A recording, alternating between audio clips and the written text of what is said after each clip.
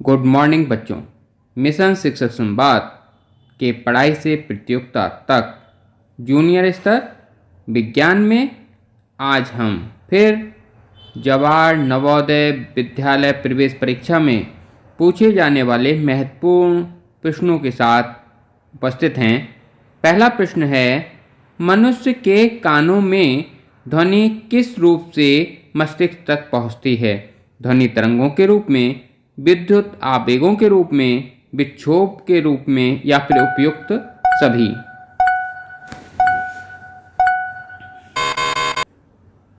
तो बच्चों, इसका सही आंसर है कि मनुष्य के कान में ध्वनि विद्युत आवेगों के रूप में मस्तिष्क तक पहुंचती है। जब हमारे कानों में पड़ती है तो ध्वनि तरंगे वो विद्युत आवेगों में बदल जाती हैं और वो मस्तिष्क तक पहुंचती हैं। अगला प्रश्न है, निम्न से कौन मानव कान में उत्पन्न ध्वनि तरंगों को विद्युत आवेगों के रूप में बदलता है? पिन्ना, कोक्लिया, मध्य कर्ण, पूरा कान? तो इसका सही आंसर है कोक्लिया। कोक्लिया जो होता है, जो कानों पे जो ध्वनि तरंगे पड़ती हैं उन्हें विद्युत आवेगों में बदल देता है। वही विद्युत आवेग जो हैं हमारे मस्तिष्क तक पहुंचते हैं। अगला प्रश्न, भूमि की उर्वरता में कमी लाता है, कौन सा है? थायोबैसिलस, डेनास्ट्रीफेंक्स जीवाणु, राइजोबियम, एजोटोबैक्टर, उपयुक्त सभी? इसका सही आंसर है ए, थायोबैसिलस डेनास्ट्रीफेंक्स जीवाणु। ये भूमि की उर्वरता में कमी लाता है। मनुष्य के कान ध्वनि मस्तिष्क तक किस तंत्रिका के द्वारा पहुंचाते हैं? यानी कि मस्तिष्क में ध्वनि किस तंत्रिका के द्वारा पहुंचती है? 8वीं मेरु रंजू तंत्रिका, 8वीं कपाल तंत्रिका, 9वीं कपाल तंत्रिका, 7वीं कपाल तंत्रिका? इसका सही आंसर है बी, 8वीं कपाल तंत्रिका। इसके द्वारा ध्वनि कान से मस्तिष्क तक पहुंचती है। अगला प्रश्न आपका है, जानवरों के बालों से ऊन प्राप्त करने में कुल चरणों की संख्या कितनी है? जानवरों के बालों से ऊन प्राप्त करने के चरण कितने हैं? 3, 6, 8 या फिर 9? जानवरों के बालों से ऊन प्राप्त करने के कुल चरण बताने हैं यहाँ पे आपको।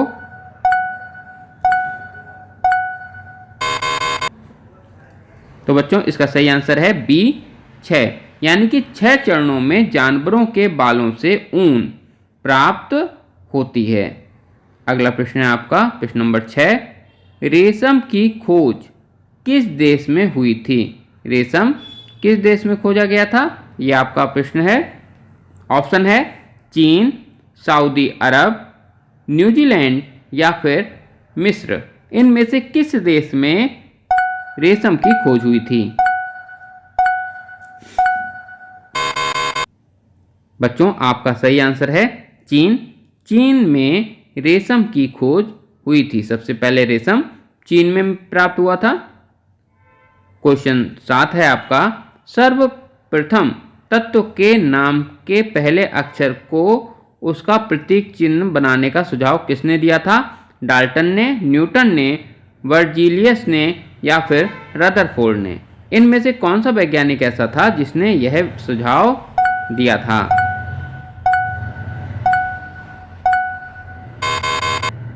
यहाँ बच्चों, इसका सही आंसर है वर्जीलियस। वर्जीलियस ने ही यही सुझाव सबसे पहले दिया था। इसका बाद अगला प्रश्न है आपका, लाइकेन के पौधे से प्राप्त होता है। लाइकेन के पौधे से लाख प्राप्त होती है, दवा प्राप्त होती है, लिटमस प्राप्त होता है या फिर चाय प्राप्त होती है? इनमें से कौन सी चीज लाइकेन के पौधे से प्राप्त होती है? इसका सही आंसर है लिटमस। लिटमस जो है लाइकेन के पौधे से प्राप्त होती है। अब चलते हैं अगले प्रश्न की तरफ। हल्दी के चूर्ण क्षारीय विलयन में मिलाने पर कौन सा रंग देता है? लाल, नीला, रंगहीन या फिर गुलाबी। हल्दी का चूर्ण क्षारीय विलयन में कौन सा रंग देता है?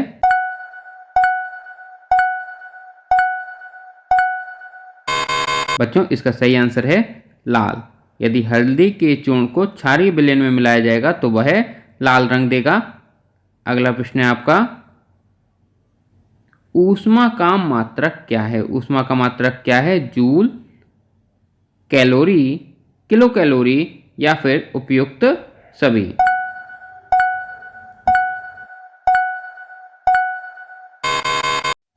बच्चों, इसका सही आंसर है उपयुक्त सभी। जूल, कैलोरी, किलो कैलोरी ये सब ऊष्मा के मात्रक होते हैं। अगला क्वेश्चन है आपका, बर्फ के किसी टुकड़े का गलनांक होता है?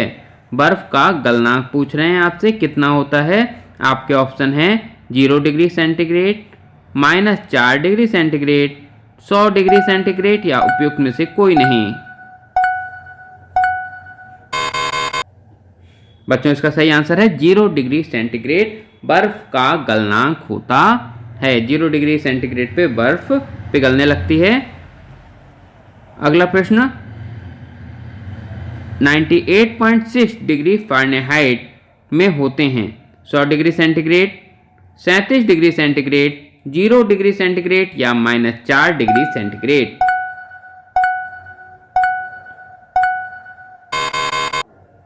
इसका सही आंसर है 37 डिग्री सेंटीग्रेड ये होते हैं।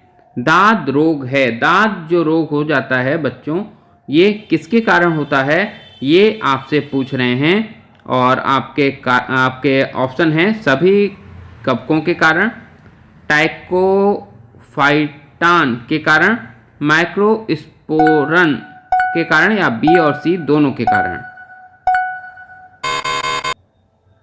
इसका सही आंसर है बी और सी दोनों के कारण होते हैं।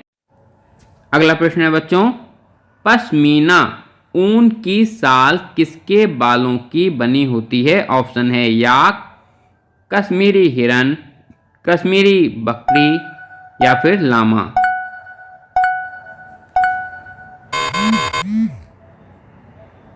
बच्चों, इसका सही आंसर है कश्मीरी बकरी। कश्मीरी बकरी के बालों से पश्मीना शॉल बनती है। अगला ऑप्शन है आपका, बाजार में बिकने वाली सॉस चटनी को परिरक्षक के रूप में प्रयुक्त होता है? पानी, एसिटिक अम्ल, साइट्रिक अम्ल या फिर नमक।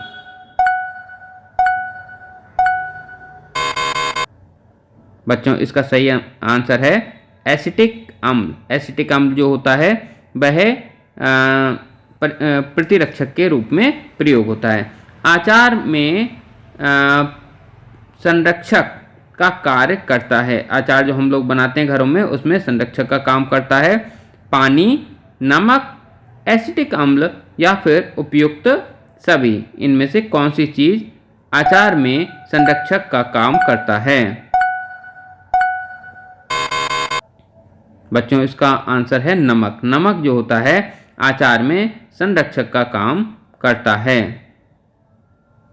वस्तु के भार में कमी उसके द्वारा विस्थापित द्रव के भार के बराबर होती है, यह सिद्धांत है। किसका सिद्धांत है? आर्किमिडीज का, न्यूटन का, प्लावन का या फिर गुरुत्वाकर्षण का। बच्चों, इसका सही आंसर है आर्किमिडीज का। आर्किमिडीज का सिद्धांत है ये। अगला प्रश्न आपका है, वस्तु पर लगने वाला उत्प्लावन बल निर्भर होता है वस्तु की आकृति पे, आकार पर, दोनों पर या फिर किसी पर भी नहीं।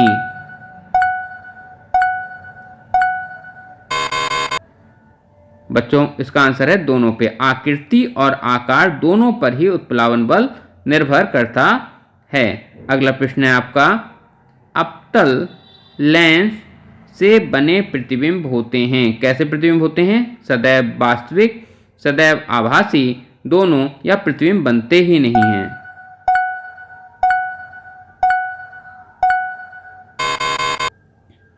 बच्चों, इसका सही आंसर है सदैव आभासी। आभासी प्रतिबिंब अपतल लेंस से बनते हैं। अगला प्रश्न है आपका, आपतित समानांतर प्रकाश की किरणों को मुख्य अक्ष की ओर मोड़ता है? अभिसारी लेंस, अवतल लेंस, अपसारी लेंस या फिर उत्तल और अवतल दोनों? बच्चों, इसका सही आंसर है अभिसारी लेंस। अभिसारी लेंस समानांतर प्रकाश किरणों को मुख्य अक्ष की ओर मोड़ देता है। अगला प्रश्न आपका, ऋण आवेश संचित करने वाला इलेक्ट्रोड क्या कहलाता है? एनोड, कैथोड, विद्युत धारा या फिर विद्युत सेल? इनमें से क्या कहलाता है? बच्चों, इसका सही आंसर है कैथोड। कैथोड जो होता है ऋण आवेशित संचित इलेक्ट्रोड होता है। आपका अगला प्रश्न है, किसी चालक में 1 कूलाम आवेश 1 सेकंड में प्रभावित हो रहा है तो उसमें धारा होगी 1 एम्पियर, 0 एम्पियर, 1 वोल्ट या फिर 440 वोल्ट?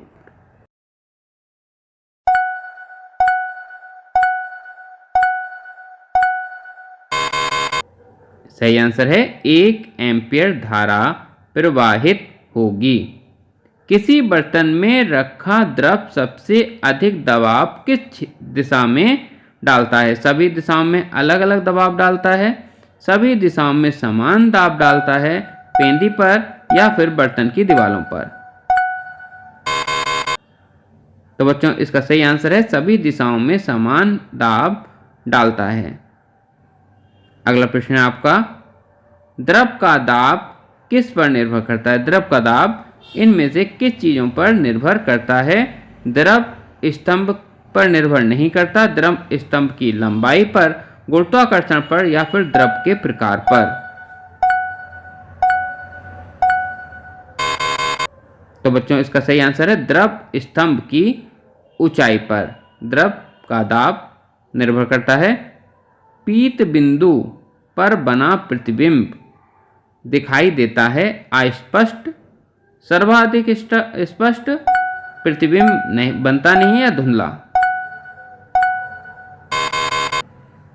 सही आंसर है सर्वाधिक स्पष्ट प्रतिबिंब जो है वो पीत बिंदु पर हमें दिखाई देता है।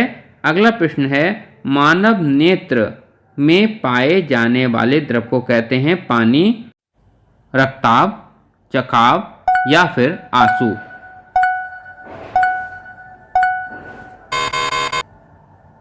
बच्चों, इसका सही आंसर है कछाव द्रव मानव नेत्र के अंदर पाया जाता है। अगला प्रश्न है आपका, अगर किसी वस्तु का घनत्व द्रव के घनत्व से अधिक हो जाए तो वह वस्तु डूब जाएगी, तैरती रहेगी, पूरी तरह डूब कर तैरेगी या आंशिक रूप से डूब के तैरेगी?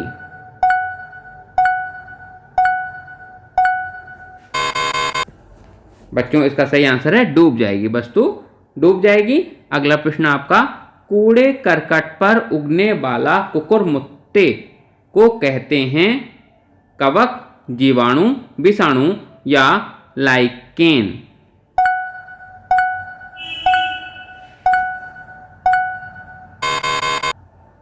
बच्चों, इसका सही आंसर है कवक। अगला प्रश्न है आपका, पक की ध्वनि के साथ जलने वाली गैस कौन सी है? कौन सी गैस जब जलती है तो पक की आवाज आती है? हाइड्रोजन, ऑक्सीजन, मीथेन या फिर अमोनिया?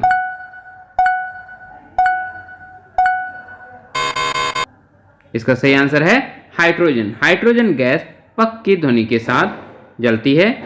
अगला प्रश्न आपका, मुलायम धातु है, इनमें से मुलायम धातु कौन सी है? आपके ऑप्शन हैं सोडियम, पोटेशियम, मैग्नीशियम या फिर उपयुक्त सभी। आपको बताना है इनमें से मुलायम धातु कौन सी है।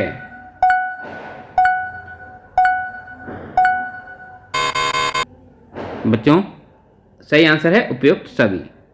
नदियों के मुहाने पर मिलते हैं, नदियों के मुहानों पर क्या मिलता है?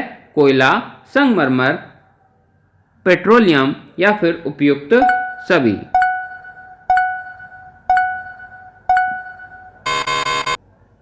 बच्चों, इसका सही आंसर है पेट्रोलियम। पेट्रोलियम नदियों के मुहाने पर मिलता है। यौगिक के गुण उसमें पाए जाने वाले तत्वों के गुणों से समान होते हैं, भिन्न होते हैं, कभी समान कभी भिन्न होते हैं, हमेशा समान होते हैं। तो इसका सही आंसर है भिन्न होते हैं। जो यौगिक के तत्व होते हैं उनसे यौगिक के गुण अलग अलग होते हैं, यानी भिन्न होते हैं। अगला प्रश्न आपका जल है। जल क्या है ये आपको बताना है। आपके ऑप्शन हैं तत्व, यौगिक, मिश्रण या फिर उपयुक्त कोई नहीं।